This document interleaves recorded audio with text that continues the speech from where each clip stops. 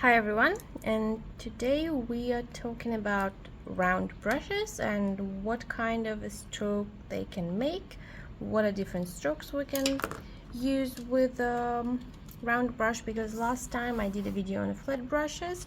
It's on my channel, and my email community also got it, and today it's the time for round brushes. So of course, the same as any other shape, they come in different sizes. For example, this, which I'm gonna use for the demonstration, is the size 4, and also size and a little bit the shape and of course material of the bristles. All of those are synthetic. They will depend on the manufacturer. So this, for example, as you can see, it's a larger brush and it has longer bristles, but it is size 1 in the line of Montmartre brushes, and it is also a round brush, but it is a liner, so it is for very nice lines. And of course we have really big round brushes. For example, this one, it comes with a long handle for more gesture, and this is a size 16, so you can see how different they are. And of course, if we are into miniature painting, you can have a really tiny teeny brushes. I left this brush for my guest in the house to use because she claimed she's an artist and she left it dried out for months, so I have to now try and condition this brush. But you get the idea of the tiny size compared to this one, how teeny tiny those little bristles are, and they're for really miniature paintings. So again, when we're working with a brush, doesn't matter flat or round, we have the structure of the brush, the anatomy of the brush, and it has a belly and it has the tip. And of course, if we use the belly, the strokes will be just quite wide as the size allows. And if we will use only the tip, the line will be as thin again as the size allows.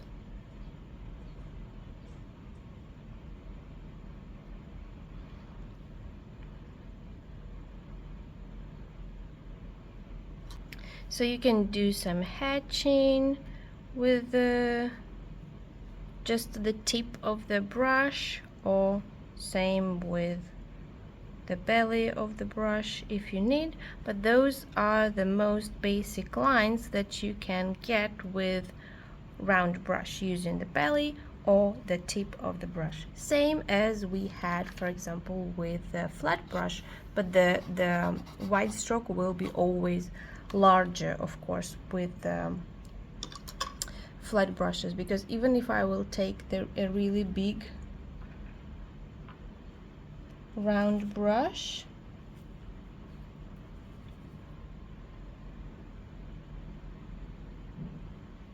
it is wide, but not as wide because they don't have this flat,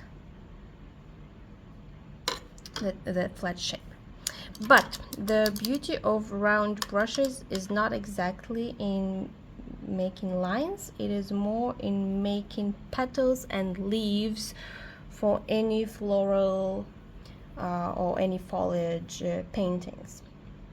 And what we're gonna do is we use again the same commas that we used with the flat brush.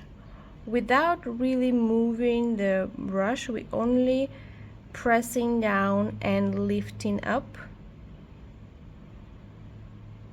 we can make those nice commas, of course, in both directions. As you can see, the brush stays and my hand stays pretty straight. I'm not twisting it, not doing anything. It's just straight. And I'm only pressing it so the body paints and lifting it so only the tip paints. The brush is already kind of dry. So first is the comma, right? Then of course we can do quite same but with horizontal. So we put the tip, we apply the pressure, we drag it as long as we want, and we lift it up again, and we can drag a little bit so it's like a leg for the leaf, or we can stop at any point, or same but it can be short, and you can always adjust it afterwards. And those can be so many varieties of the leaves, because you can do just that, or you can start wiggling the brush. It's better when the size is a little bit bigger, and it will have like a very interesting shape to the leaf. Or you can make it not that straight and have it with from both sides, and just fill in what's in the middle, and you're gonna have a big leaf. Of course I'm showing vertical, but it can be horizontal, diagonal, whatever.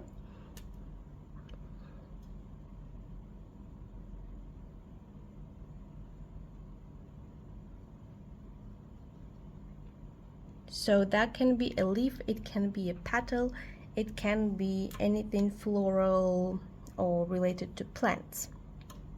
And as I said, with wiggling, it works a little bit bigger with better with the bigger brushes. So let's try that.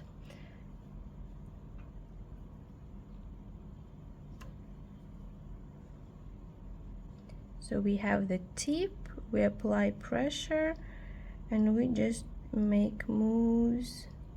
We just wiggle, wiggle, wiggle, wiggle, and then we come back to the tip anyway, and we can adjust as we want. And it can be any shape, because we can wiggle in any direction we want. And those will be our experiments with the leaves.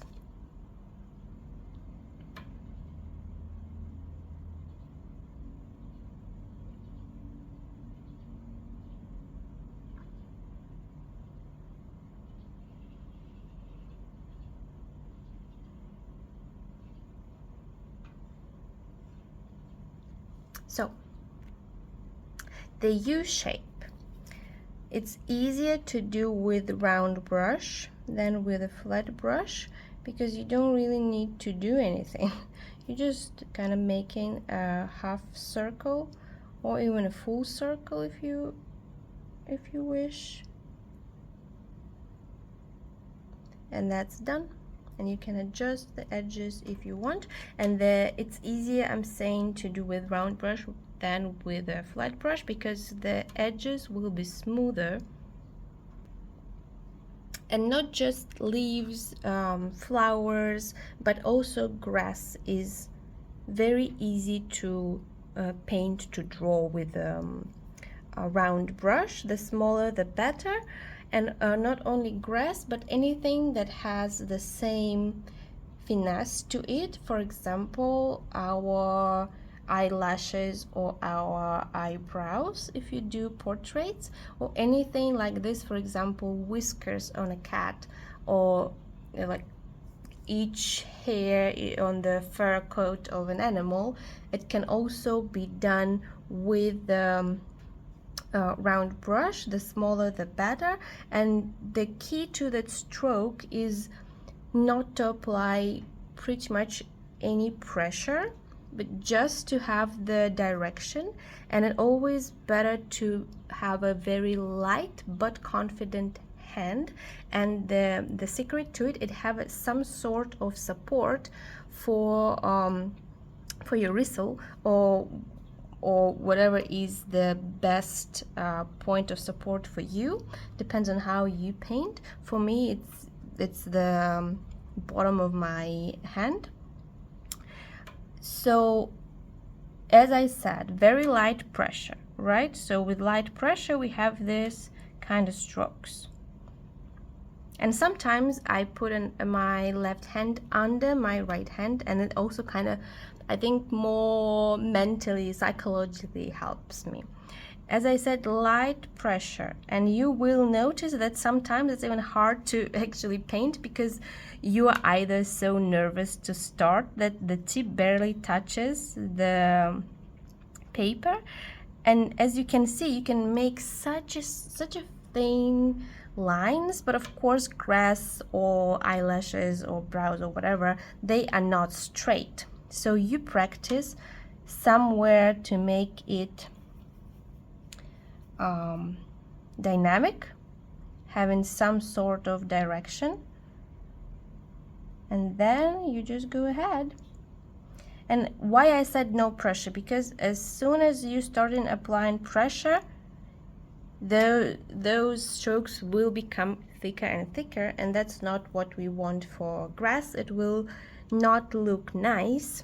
So we really need to practice, and this is only a matter of practice and confidence. And even each time you will have to do grass or something like that, you just practice in the corner or a separate sheet of paper, and then you do it on your actual painting. I have to practice every time I do this, because if I just will go ahead, I will not do a nice line.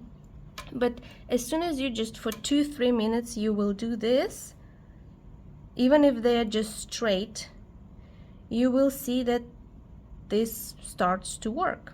And also, as you can see, I'm doing it from top to bottom, and that's how it is best for me. But I know that people can also do it from bottom to top.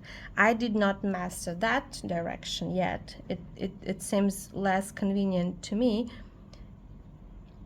More natural for me seems to be doing it from top to bottom. But anyhow, you can see what works best for you, practice, and then work on your actual painting. And also a hack to this is to have a thinned with water or with medium paint, a very nicely loaded brush, but no dripping.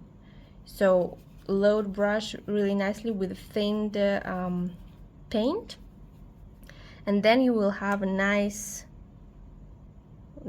grass or fur or whatever you're painting. And that's pretty much it. Those are the main strokes you can do with a round brush of any size. And I hope that helps next time you paint a landscape or floral painting. Thank you.